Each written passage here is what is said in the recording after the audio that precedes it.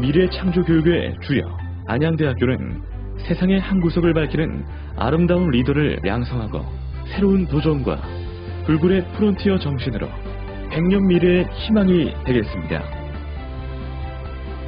안양대학교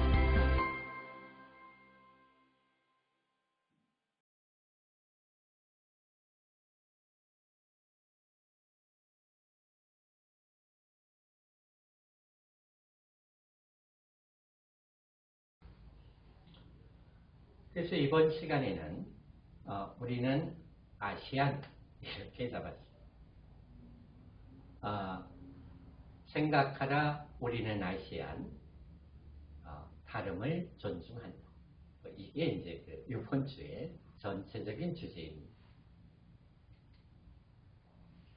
그러면서 우리는 아시안이면서 세계 시민이기도 합니다. 그러니까 세계 시민이라는 것이 꼭 어떤 지역적 범위만을 얘기하는 것은 아니니까요. 시대의 소명을 어떻게 하느냐 이런 얘기입니다.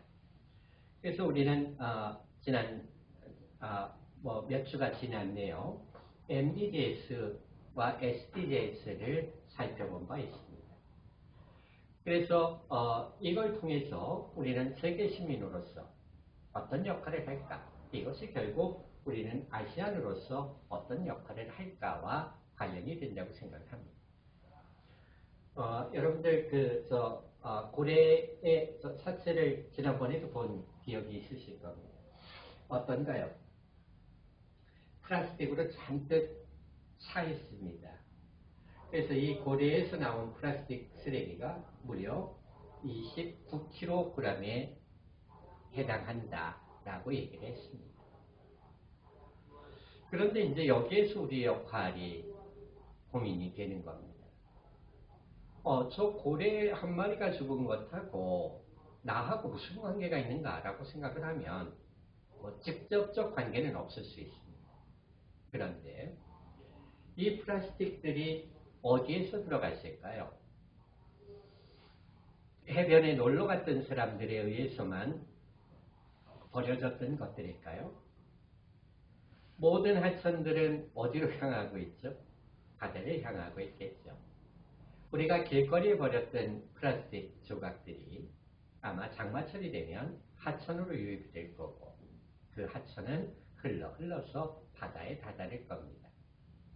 어쩌면 우리는 음료수병 하나를, 페트병 하나를 그냥 무심코 버렸을지 모르지만 그것이 결국은 이 고래를 죽게 한 원인이 될 수도 있다. 이런 책임감을 갖자라는 것이 바로 SDGs를 중시하는 SDGs의 17개 목표를 우리가 일상에서 실천해야 되는 그런 의무가 아닐까 이렇게 생각을 합니다. 이제 그동안의 국제사회의 흐름을 이해하는 것도 매우 중요했습니다. 그 중에는 이렇게 우리가 1990년대부터 지속 가능한 미래를 위해서 우리는 어떻게 해야 되는가를 고민해 왔어요. 그 중에 가장 대표적인 주제가 환경이었습니다. 환경이 파괴되면 모든 것이 파괴된다. 이런 것이었죠. 그래서 온실가스의 배출, 매연, 이것으로부터 오존층의 파괴, 이것은 결국 인류에게 되돌아온다라는 인식이었습니다. 그런데 이런 것뿐만이 아니라 인간 삶의 모든 것들이 서로 이렇게 그물처럼 연결이 되어 있겠죠. 그래서 어느 하나만을 뽑아서 해결을 할 수 있는 것이 아니라 이것을 종합적으로 검토해야 된다는 그런 필요성들이 제기되기 시작을 했습니다. 그리고 1992년에는 이러한 것들을 구체적으로 실천하기 위해서 아젠다 21 운동이 전개가 되었습니다. 한국은 매우 발빠르게 참여를 했었고요. 그러면서 지속 가능한 발전을 위해서 우리는 뭐도 중요하다고 생각했느냐면 교육에 지속 가능한 교육도 필요하다라고 생각을 했습니다. 그런데 우리나라는 주로 환경의 문제만을 다루고 있었죠. 1993년에는 이주의 시대다. 이제 전 인류가 이주를 하고 있다. 다양한 이유에 의해서. 그것은 물론 더 좋은 삶을 찾아서겠죠. 그 더 좋은 삶 속에는 경제적 이유가 들어있었을 겁니다. 그리고 98년에는 이제 우리가 뭘 해야 되느냐, 새로운 밀레니엄을 위해서 2000년을 준비하면서 기여와 빈곤의 문제를 해결해야 되겠다라고 생각을 했어요. 그래서 결국 2000년 MDGs가 수립이 되는데 밀레니엄 디벨롭먼트 골 뭐 이런 것이었죠. 이걸 통해서 우리는 빈곤의 문제 그리고 교육의 문제 뭐 이런 것들을 풀어보고자 했습니다. 8개의 목표를 선정한 바가 있었고요. 그리고 2001년에는 우리가 93년에 이주의 시대를 발간한 이후 8년 만에 문화적 다양성에 대한 고민을 하게 됩니다. 사람들이 이주를 하다 보니까 문화적 충돌도 일어나고요. 문화적 접견도 일어났겠죠. 이런 걸 통해서 문화적 다양성을 인정해야 되겠다라고 생각을 하고 있습니다. 그래서 여기 글을 잠깐 보시면 문화 다양성의 보호는 윤리적 의무이자 인간 존엄성으로부터 분리할 수 없는 것이다 라고 얘기를 했고요. 그 뒤에 지속가능한 정부, 지방정부들의 모임입니다. 그래서 이클레이라는 것이 출발이 됩니다. 그리고 나서 2005년에 대해서는 무엇을 얘기하느냐 하면 MDGs의 목표 이념이 개개인이 이해하고 동참한다면 목표 달성에 더욱 효과적일 것이다 라고 얘기를 했지만 사실은 잘 이루어지지가 않는 것이죠. 그러니까 뭔가 새로운 것이 필요했습니다. 그 참에 2015년에는 세계 시민교육을 통해서 이러한 인류가 가지고 있는 문제점들을 좀 공유하자라고 생각을 했고요. 이걸 통해서 세계 시민교육은 지속가능 발전 목표 시대의 새로운 국제 교육의 필요성으로 구성이 되었습니다. 그러면서 이러한 과정들을 통해서 2016년 우리가 지금 얘기하고자 하는 SDGs, 여기 S라는 것이 결국 MDGs에 무엇을 보완하고 있느냐 하면은 지속가능한이라는 것을 보완하고 있었습니다. 그럼 왜 이렇게 되느냐? MDGs가 갖고 있는 어떤 한계가 있었기 때문입니다. 어떤 한계가 있었느냐라고 얘기를 한다면 표로서 비교를 해볼 수 있을 겁니다. 자, 어땠느냐 하면은 MDGs가 주로 개도국을 대상으로 한 것이었는데 사실은 이렇게 해서 되는 문제가 아니었던 거죠. 그래서 전 세계가 함께 나서야 된다라는 시각으로 변화가 있었던 것이고요. 여기에 빈곤, 의료, 교육 등 사회 분야를 중심으로 했다면 이제는 무엇이 중요할까요? 경제 성장도 중요하다. 경제와 사회는 불가분의 관계에 있다. 이런 인식이었던 거죠. 그러다 보니까 환경의 문제, 사회의 문제, 경제의 문제를 함께 다루게 되었습니다. 이 당시는 MDGs의 당시는 정부가 중심이 되었기 때문에 민간의 어떤 그 책무라든가 아니면 국가와 국가 간의 협력이라든가 이런 것들이 좀 간과되었던 것이 사실입니다. 그래서 이제는 정부, 시민사회, 민간 기업들이 함께 참여를 하는, 그러니까 전 세계 인류가 함께 고민하고 함께 실천하는 그런 운동을 전개하자는 것이 SDGs다라고 보시면 됩니다. 그 구체적 내용들도 한번 살펴보겠습니다. 우리는 17개의 목표를 얘기했었죠. 근데 사실은 17개의 목표가 아니라 15개의 목표라고 하는 것이 저는 더 타당하다는 생각이 있고요. 왜 그러냐 하면은 하나는 그 peaceful이라는 것은 모든 제도, 그러니까 우리가 만들어가는 이런 실천의 제도들은 평화로워야 된다라는 것이고요. 누구도 배제되어서는 안 된다라는 것입니다. 이건 하나의 원칙이거든요. 구체적 실천의 과제는 아니라고 생각합니다. 대전제이니까. 그리고 또 하나 17번은 뭐냐면은 파트너십이 협력적으로 해야 된다. 민간이 혼자 하는 것이 아니라, 관이 혼자 하는 것이 아니라 민관의 협력, 민과 민민의 협력, 관과 관관의 협력, 이런 것들이 필요하다는 것입니다.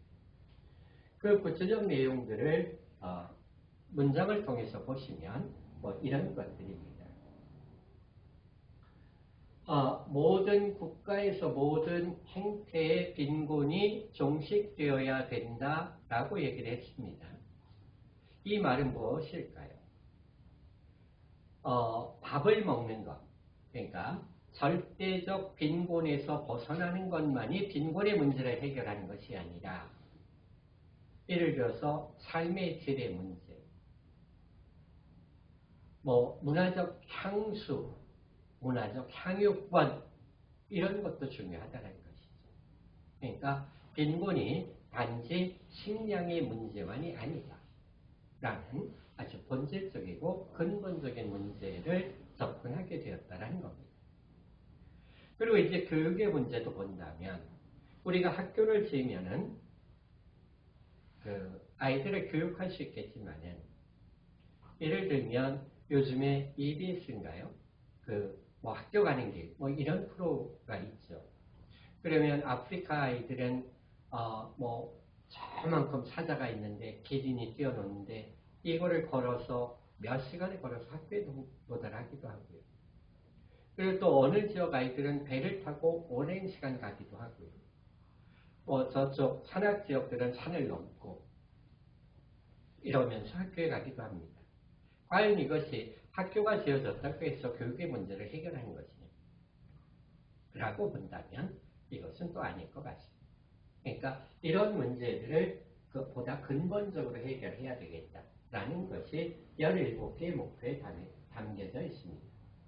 그리고 지속 가능한 에너지의 문제가 있죠. 화석 연료는 이미 고갈되어 가고 있습니다. 이제 우리의 후손들은 우리가 사용하고 있는 석탄, 석유, 천연가스, 이런 것을 사용하지 못할지 모릅니다. 역사책 속에서 이러한 에너지원이 있었다라는 걸 배울 수밖에 없을 수도 있습니다.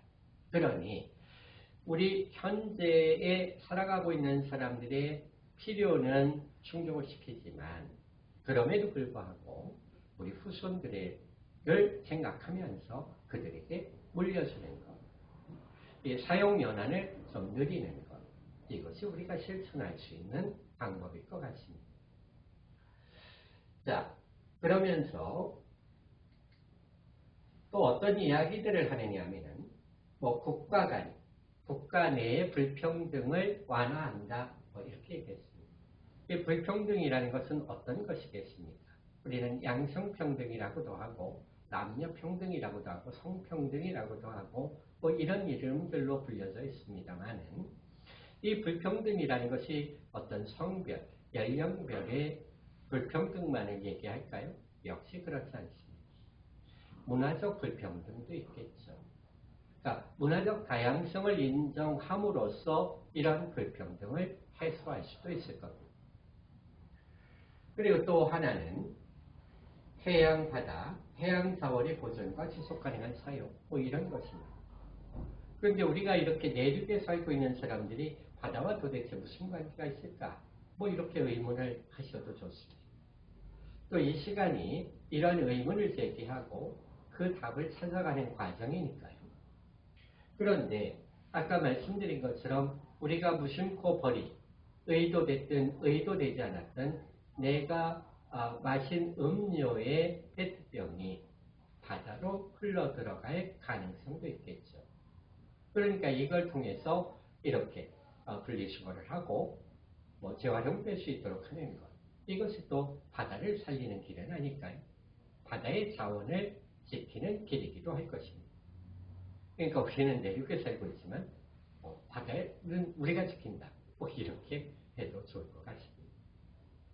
자, 그래서 이제 말씀드린 바와 같이 16과 17은 그런 대전제인 겁니다. 어떻게 하면 우리가 지속가능 발전을 추구할 수 있느냐라고 얘기했을 때 이 두 개의 대전제 속에서 이루어질 수 있으리라고 생각을 합니다. 그래서 이것을 이렇게 세 단계로 나눠서 본다면 맨 아래 녹색과 연두색, 청색으로 되어 있는 부분, 이런 부분들이 결국은 생물 환경의 문제고요. 그리고 이제 붉은색, 황색 이렇게 되어 있는 이 가운데 있는 부분이 결국 사회의 문제고요. 맨 위에 가장 목표가 작죠. 8, 9, 10, 12 여기가 결국 경제의 문제, 이렇게 나눠볼 수 있습니다. 자, 이렇게 도표를 그린 이유가 있겠죠. 자연 환경의 문제, 이것이 안정되어야 사회적 문제가 해결이 되고요. 이 사회적 문제를 통해서 경제적 문제가 해결이 될 수 있다. 이러한 구상입니다. 여러분도 이걸 통해서 좀 같이 나는 어떤 주제에 관심이 있고 나는 무엇을 실천할 수 있는가, 이런 것을 좀 또 새롭게 한번 다짐을 해보셨으면 좋겠습니다. 기억하시죠? 고릴라는 핸드폰을 미워한다고 했죠? 왜 미워한다고요? 자, 바로 고릴라가 살고 있는 그 지역이 어떤 지역이냐? 주로 이제 아프리카 쪽에 많은데, 콩고 이런 데 많은데, 거기에서 나는 그 자원이 결국 그 자원을 개발하고 이러려다 보니까 고릴라들의 서식지를 침범한다는 거죠. 그래서 고릴라는 핸드폰을 미워한다. 이런 제목의 책이 발간이 됐습니다. 자, 이제 이것은 뭘 얘기하느냐면은 대한민국이 IT 강국이고 또 그 핸드폰 시장에 있어서 아주 주도적으로 세계를 이끌고 있는 나라죠. 이 핸드폰 한 대를 만들기 위해서 이렇게 자원이 오는 것을 얘기합니다. 미국으로부터도 올 거고요, 칠레로부터도 올 거고요, 멕시코로부터도 올 거고요, 호주로부터도 오고요, 보르네오 섬, 이런데 아프리카 지역, 이런 데서 그 자원들이 들어와야 핸드폰 한 대를 생산해낼 수가 있는 겁니다. 그래서 이제 결국은 우리는 이렇게 지금 세계가 어떠한 방향으로 가고자 하고 있고 세계가 처한 위기는 어떠한 상황이고 라는 것을 알아봤죠. 그러니까 이걸 통해서 보니까 우리는 이건 왜 우리는 이 실천을 해야 되느냐, 아시안이 세계 시민으로서의 아시안이 왜 이것을 실천해야 되느냐라고 얘기를 했을 때 지금 세계 인류가 이동하고 있는 프로테이지를 보니까 2013년에 31억 명이었던 것이 국가 간 이동이 2030년에는 64억 명으로 증가를 예상하고 있습니다. 그러니까 태어나는 나라는 있지만 내가 공부를 하거나 사회생활을 하고 직장인이 되거나 결혼을 하거나 죽음을 맞이하는 곳은 내가 태어난 나라가 아닐 가능성이 점점 높아지고 있다는 것. 그러니까 인류의 문제, 같이 고민을 해야 되겠죠. 그런 측면에서 우리는 SDGs도 생각을 해봤으면 좋겠습니다. 그리고 이제 우리는 어떤 것이냐면은 전 세계가 이제 인터넷으로 다 연결되어 있습니다. 그리고 우리가 스마트폰을 사용하는 것도 마찬가지죠. 스마트폰을 통해서 동시에 검색이 되지 않겠습니까? 그러니까 세계의 문제는 결국 우리의 문제다. 이렇게 인식을 해주셨으면 좋겠습니다. 그리고 이제 다음 화면을 보시면 더더욱 좀 이해가 쉬우리라고 생각합니다. 자원으로 우리가 왜 연결이 되어 있는데요. 어느 정도냐? 전 세계 수출품의 4분의 1이 외국에서 생산된 자원으로 제조되고 있다는 것이죠. 예를 들면 아까 우리가 핸드폰 하나를 생산하기 위해서 전 세계 모든 나라의 어떤 자원들을 한국으로 들어왔어야 되죠. 그런 것처럼 우리나라의 가구 시장이 있는데 가구를 생산하기 위한 목재는 어디서 들어올까요?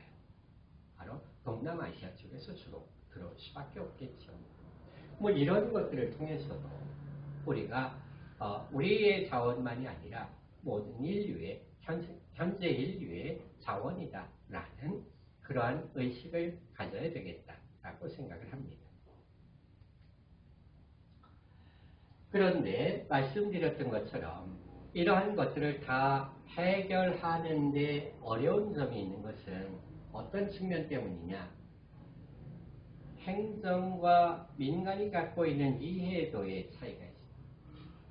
민간은 그 현장에 있다 보니까 이러한 그 의무감이 더 있을 수도 있어요.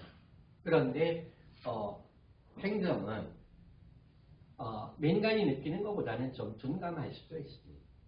그리고 또 어떤 그 민간 단체라고 하더라도 또 단체 간의 이해도의 차이도 있을 수 있겠고요. 이걸 이제 다시 비교해 보면 지방 정부지만 지방 정부마다의 이해도의 차이가 있을 수 있겠죠. 국가와 국가를 본다면 국가 간의 이해도의 차이도 있을 수 있겠죠. 이런 것들이 협력이 잘 이루어지지 않고 있다라는 그 현실의 반증이기도 합니다. 그리고 이제 가장 중요한 시민들 대다수 만약에 길거리에서 SDGs가 뭔가요? 이렇게 묻는다면 모른다고 얘기할 사람은 훨씬 많겠죠. 지속 가능한 발전 목표요? 이렇게 물어봐도 역시 마찬가지일 겁니다. 이걸 좀 더 쉽게 접근할 수 있도록 하는 겁니다. 그러니까 나는 자원이 다시 재활용되기를 바라고 음식물이라는 것은 이렇게 버려지지 않기를 바라고 이런 정도의 뭐가 필요할 겁니다. 그래서 보다 협력적 관계, 아까 17번에서 우리가 SDGs 17번 목표에서 파트너십, 협력적 관계를 얘기했죠. 바로 이렇게 협력적 관계가 필요하다라는 것을 이야기하고 있습니다. 그런데 이제 제가 경험하는 것은 어떤 것이냐 하면은 경기도에 가지고 있는 목표와 경기도의 지자체가 가지고 있는 목표와 국가가 가지고 있는 목표가 이렇게 뭔가 그 연결고리를 가지고 긴밀한 연결고리를 가지고 계획이 수립되고 있지는 못하다는 점입니다. 이것이 이렇게 통일성 있게 일관되게 하는 것이 좋은 것인지 아니면 각각의 역할에 맞춰서 각 도시가 가지고 있는 그런 어떤 능력에 맞춰서 진행하는 것이 더 바람직한 것인지는 아직 그렇게 판단이 서지는 않습니다. 저는 그래서 이 대한민국의 화장실 문화운동은 사실 한국인의 자랑이죠. 그리고 세계인들의 부러움을 사는 일입니다. 이 일을 촉발시킨 분이 바로 돌아가신 고 심재덕 수원시장님이십니다. 이분이 이제 국회의원 시절에 세계 화장실 협회라는 그러한 단체를 주도적으로 설립을 해내셨습니다. 그래서 이 말 참 아름답지 않습니까? 저의 꿈은 모든 인류가 화장실에서 미소 짓는 것입니다. 저도 이분과 화장실 문화운동을 전개하면서 이 꿈을 함께 키워왔습니다. 그래서 결국은 우리가 이렇게 아시안으로서 우리가 뭘 만들어 가느냐? 저는 아시안 공동체를 만들고 싶습니다. 지난번에도 말씀을 드린 것처럼 꼭 코로나뿐만이 아니라 일상생활 속에서도 서양인들로부터 동양인들이 멸시당하는 기사들을 자주 보곤 합니다. 지금도 그런 기사를 볼 때마다 참 가슴이 아픕니다. 그래서 우리는 이렇게 좀 더 큰 그림으로 아시안 공동체를 만들어 나가자. 이것이 어떤 국제 원조를 통해서 뭔가 유명한 사례를 만드는 것이 아니라 정말로 성공적인 그런 사례를 만들었으면 좋겠다라는 것이 제 마음인 겁니다. 그래서 이렇게 한때 관광지로 유명했던 이화 마을에 아름다운 벽화가 계단에 그려져 있었는데 그림이 그려져 있었는데 이것이 어느 날 이렇게 지워지는 것은 주민들의 의사를 충분히 반영하지 못한 그런 이유였습니다. 그러니까 우리가 어떤 공동체를 만들어 나갈 때 그 공동체에 속한 사람들이 함께 동의할 수 있는 그런 계획이 수립되고 실천되기를 바랍니다. 다시 한번 이렇게 보여드리는 이유는 우리가 이렇게 호모사피엔스의 이동 경로를 통해서 유전자가 이렇게 퍼져나간 것과 이들이 이렇게 나간 것 가운데 가장 중요한 이유는 무엇 때문이다? 식량과 자원 때문이었다라는 것도 생각을 해봐야 될 것이고요. 그러니까 아프리카에서 보여지는 모습이 우리 한국에서 보여지는 어떤 풍속과 유사한 것은 어쩌면 지극히 당연한 것이다 라고 저는 생각을 합니다. 그리고 한반도에 있는 문화가 저 남미의 끝자락에서 보여지는 것도 저는 당연한 것이다 라고 생각을 합니다. 지나치게 다민족 중심주의 혹은 국수주의적 입장에서 이건 다 우리 문화의 영향이야. 우리의 조상들이 여길 넘어간 거야. 그 말은 거의 틀리진 않을 것 같습니다. 왜? 한반도를 거쳐간 분들이 이렇게 갔을 가능성도 매우 너무하기 때문이겠죠. 자, 이러한 생각들을 토대로 해서 간단하게 봤던 것처럼 부탄과 몽골이 똑같은 그림이지만 이 그림을 해석하는 방법이 달랐다는 거죠. 그러니까 이런 것들을 우리는 인정을 해야 될 것 같습니다. 그래서 어떤 이야기를 받느냐면은 우리가 콩쥐파추의 이야기가 베트남에도 태국에도 또는 중국에도 있다. 인도네시아에도 있다. 그리고 지난 시간에 봤던 것으로 본다면 페르시아의 그 초승달 바순이의 이야기를 통해서도 우리의 콩쥐파추 이야기와 매우 유사하다라는 것들 이런 걸 통해서 문화적 그 다양성 이런 것들을 좀 인식했으면 좋겠습니다. 그리고 안타깝지만 라오스의 개화돼지 이야기를 통해서 우리가 개화돼지를 바라보는 시각도 물론 뭐 이것은 꾸며진 이야기입니다만은 그래서 그것도 한번 다시 살펴보면서 돼지에 대한 편견도 좀 버리는 그런 계기가 되었으면 좋겠고요. 베트남 랑농권의 그 건국 신화와 우리의 신화도 한번 비교를 해 보시고요. 이렇게 좀 열려 있는 것, 이것이 제가 바라보고 있는 우리는 아시안이다. 이런 의식을 가졌으면 하는 그런 바람입니다. 미래 창조 교육의 주역 안양대학교는 세상의 한 구석을 밝히는 아름다운 리더를 양성하고 새로운 도전과 불굴의 프론티어 정신으로 100년 미래의 희망이 되겠습니다. 안양대학교